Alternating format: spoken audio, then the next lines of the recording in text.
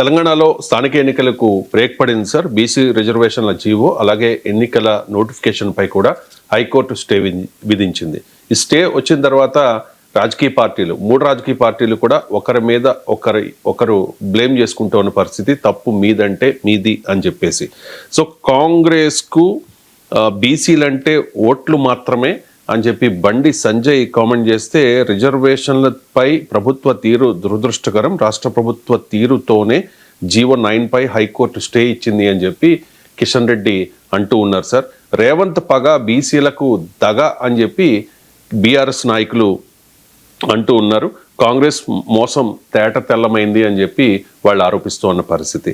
ఇక ప్రభుత్వం ఏం చెప్తోంది అంటే, గత ప్రభుత్వం చేసిన చట్టమే బీసీలకు ఉరితాడైంది, వారి నోటికాడి ముద్దను అడ్డుకుంటూ ఉన్నాయి బీజేపీ అండ్ బీఆర్ఎస్ పార్టీలు. బిల్లుకు రాష్ట్రపతి ఆమోదం లభించకుండా కమల దళం అడ్డుకుంటోంది అని చెప్పి బట్టి విక్రమార్క కూడా ఆరోపణలు చేస్తూ ఉన్నారు. సో ఒకరి మీద ఒకరు ఆరోపణలు చేసుకుంటూ ఉన్నారు సార్. సో ఈ స్థానిక ఎన్నికలకు బ్రేక్ పడడం, బీసీ రిజర్వేషన్ల జీవోపై హైకోర్టు స్టే ఇవ్వడం ఎవరిది సార్ తప్పు? అందరూ షాక్ కావాలి, కానీ చేపలు బుట్ట మాయమైంది. ఏం చేద్దాం, సమస్య ప్రది. సో తలా పాపం తిలా పిడికెడు అంటారు చూడండి. తెలుగు సామెతల గొప్పతనం ఏంటంటే, అద్భుతంగా ఒక విషయం ఫిట్ అవుతుంది. మీకు అందరూ శాకాహారులే, కానీ చేపల బుట్ట మాయమైంది. అసలు విషయం అది.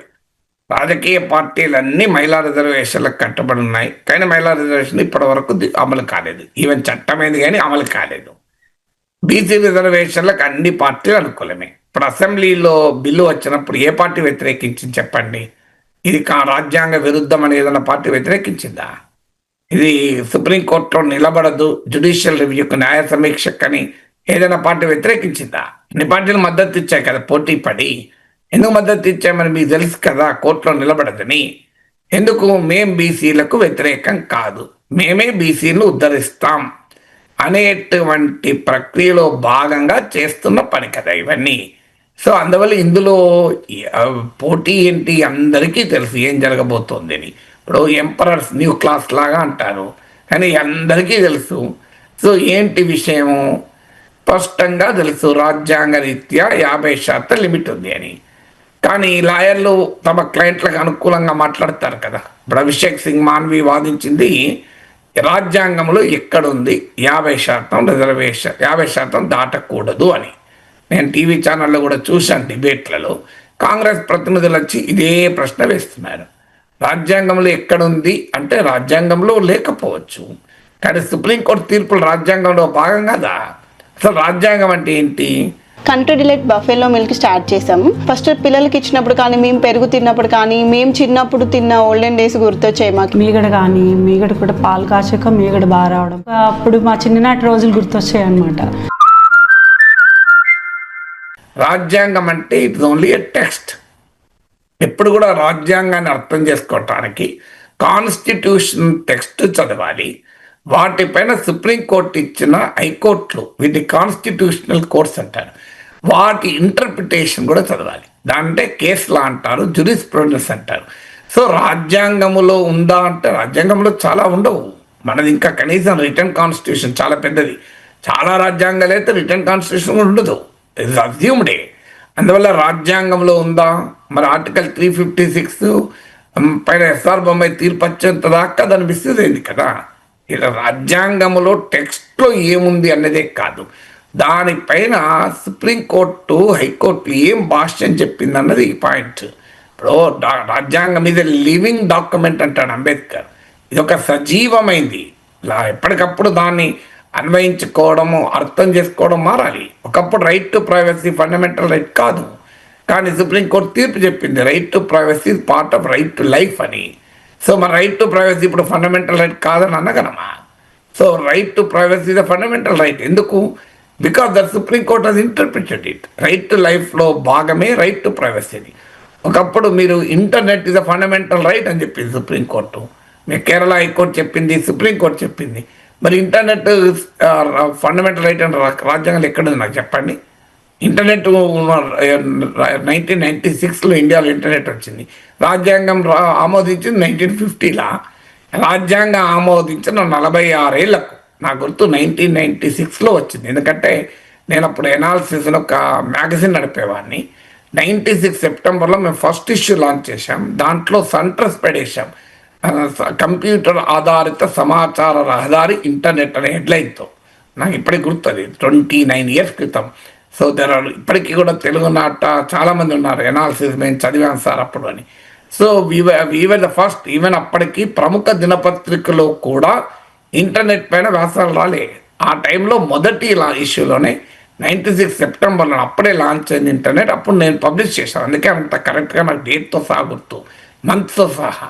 సో అందువల్ల మీరు ఇంటర్నెట్ ఫండమెంటల్ రైట్ అని రాజ్యాంగంలో ఎక్కడుంది చెప్పండి, ఎక్కడ ఉందో రాజ్యాంగంలో?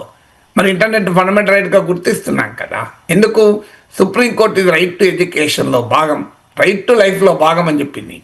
సో అందువల్ల మీరు రాజ్యాంగంలో ఎక్కడుంది? 50% లేదు రాజ్యాంగంలో, స్పెసిఫిక్గా లేదు. కానీ సుప్రీంకోర్టు తీర్పులు ఉన్నాయి కదా, ఇందిరా సాహ్ని తీర్పుతో ఎందుకుంది? దానికి సుప్రీంకోర్టు చాలా ఇన్డెప్త్ రీజనింగ్ కూడా ఇచ్చింది.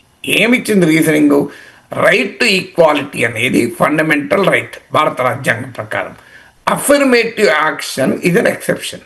అఫర్మేటివ్ యాక్షన్ అంటే రాజ్యం దృష్టిలో ఏ వర్గమైనా వెనుకబడినదిగా భావిస్తే ఆ వర్గం కొరకు రాజ్యము చర్యలు తీసుకోవచ్చు. వర్గము బ్యాక్వర్డ్ క్లాస్ అంటే కాన్స్టిట్యూషనల్ లాంగ్వేజ్లో బీసీలకు కాదు, ఎస్సీ ఎస్టీలు కూడా. అందుకే మీరు ఎస్సీ మండల్ కమిషన్ తర్వాత బీసీ రిజర్వేషన్ వచ్చినప్పుడు ఓబీసీస్ అన్నారు, మీరు గమనించండి. అంతకుముందు అదర్ బ్యాక్వర్డ్ క్లాసెస్ అన్నారు. అదర్ ఏంటి మరి? బ్యాక్వర్డ్ క్లాస్ మనకు తెలిసిన వరకు బ్యాక్ క్లాసులు ఉంటారు. అదర్ ఎవరు? ఎందుకు వచ్చింది? ఇతర వెనుకబడిన వర్గాలు అని. అంటే అక్కడ ఉద్దేశం ఎస్సీ ఎస్టీలు కూడా వెనుకబడిన వర్గాలే, ఓబీసీ అంటే ఇతర వెనుకబడిన వర్గాలు అని. సో కాన్స్టిట్యూషన్గా చెప్పింది ఏంటి సుప్రీంకోర్టు? రిజర్వేషన్లు అనేది not proportionate to the population. మీరు ఇందిరా సాహ్ని జడ్జ్మెంట్ చదవండి. అంటే జనాభాకు దామాషా పద్ధతిలో రిజర్వేషన్లు ఉండవు. దే ఆర్ ఓన్లీ అడిక్వేట్, అంటే చాలినంత ప్రాతినిధ్యం ఉండాలి. అందుకే మండల్ కమిషన్ నివేదికలో 52% చెప్పిన రిజర్వేషన్లు సగమే ఇచ్చారు కదా. సో ఇది మొదటిగా మనకు అర్థం కావాలి. రెండవది, మీకు right to equality fundamental right. ఈ అఫర్మేటివ్ యాక్షన్ అంటే వెనుకబడిన వర్గాలకు సాధికారకత కొరకు చర్యలు తీసుకోవడం అనేది exception. Exception can never be above the rule అని చెప్పింది సుప్రీంకోర్టు. ద రూల్ కన్నా ఎక్సెప్షన్ ఎక్కువ ఉండకూడదు. మినహాయింపు వేరు, రూల్ వేరు. ఇప్పుడు వీక్లో 7 days, 6 days వర్క్ చేస్తా, ఒకరోజు సెలవు. ఐటీ వాళ్ళకు 5 days వర్క్ చేస్తా, 2 రోజులు సెలవు. కానీ ఒక్కరోజు వర్క్ చేస్తాను 6 రోజులు సెలవు, 2 రోజులు వర్క్ చేస్తాను 5 రోజులు సెలవు అంటే అనరాదు కదా. అందువల్ల exception cannot be above the rule అది చెప్పింది. రెండవది ఏం చెప్పింది? రాజ్యాంగంలో 3 నిబంధనలు ఉన్నాయి. Right to equality fundamental right, affirmative action సానుకూల వివక్ష వెనుకబడిన వర్గాలకు, పాజిటివ్ డిస్క్రిమినేషన్ ఉంది, ఎఫిషియన్సీ ఆఫ్ పబ్లిక్ అడ్మినిస్ట్రేషన్ కూడా దృష్టిలో పెట్టుకోవాలని ఉంది.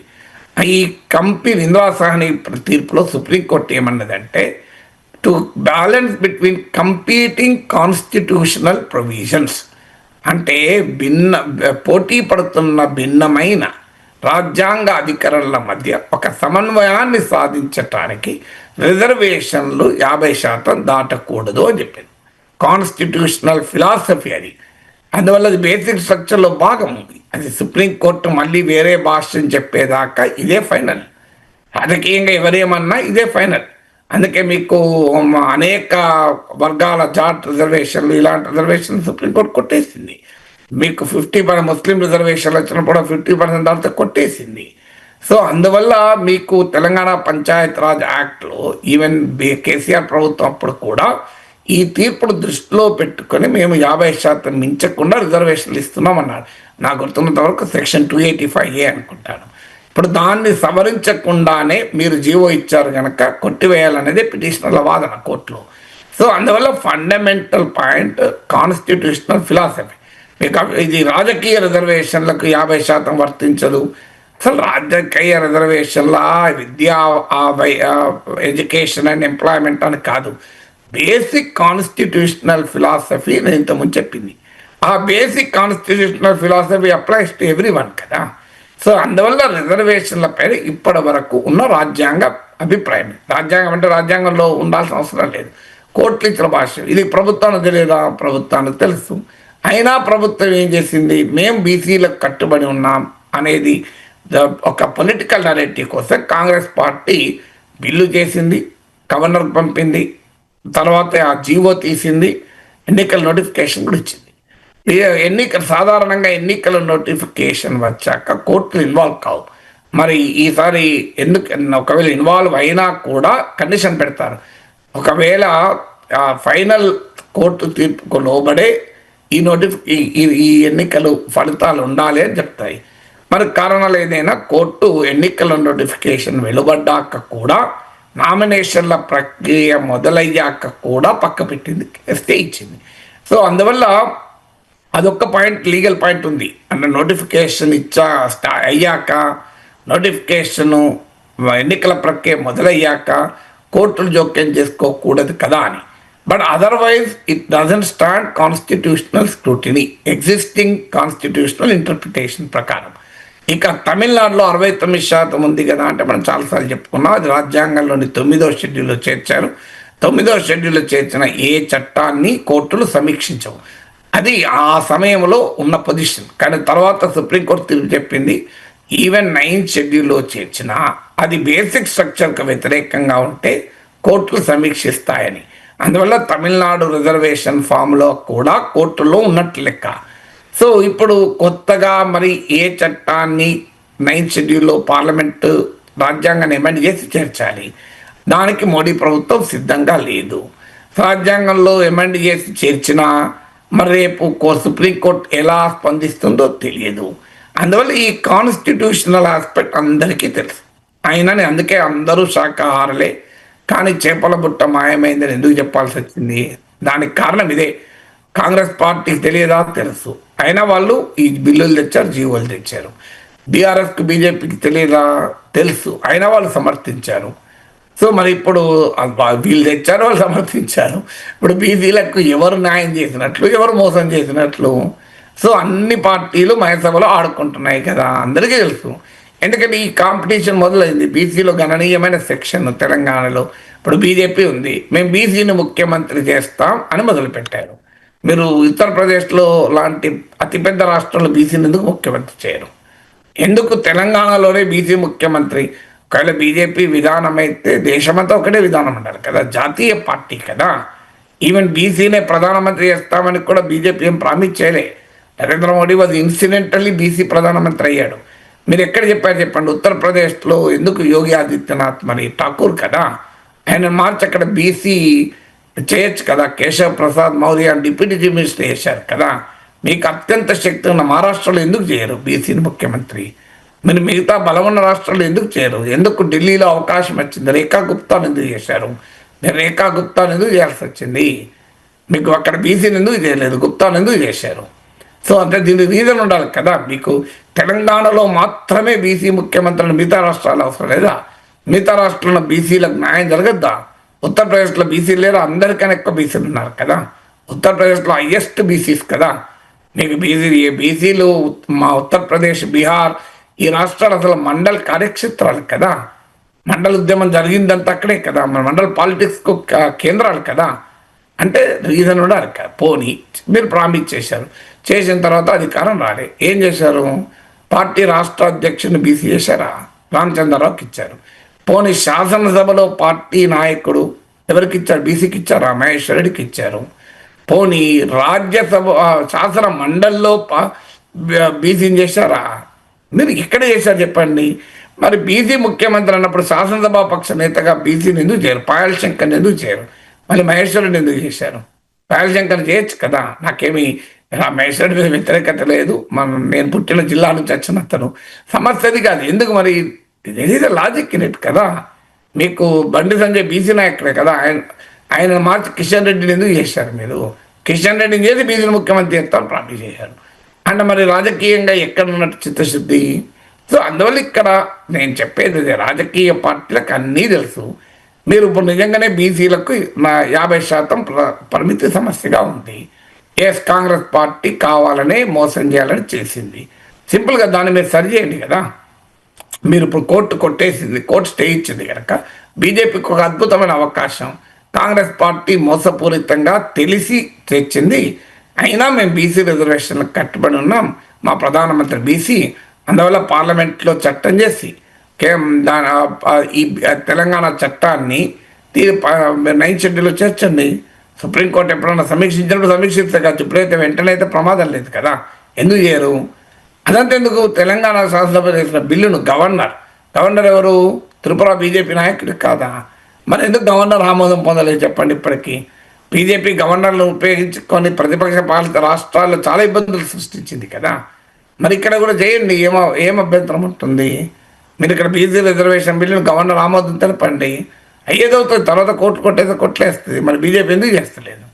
అందువల్ల మరి బీజేపీ చిత్తశుద్ధి ఉంటే గవర్నర్ చేత బిల్లుకు ఆమోదం తెలపండి, లేదా ప్రైమ్ మినిస్టర్ చేత పార్లమెంట్లో రాజ్యాంగ సవరణ చేయండి, 50% లిమిట్ ఉండాల్సిన అవసరం లేదని. లేదంటే పార్లమెంట్లో తెలంగాణ చట్టాన్ని తీసుకెళ్ళి 9th షెడ్యూల్లో పెట్టండి. ఇన్ని ఆప్షన్స్ ఉన్నాయి కదా బీజేపీకి.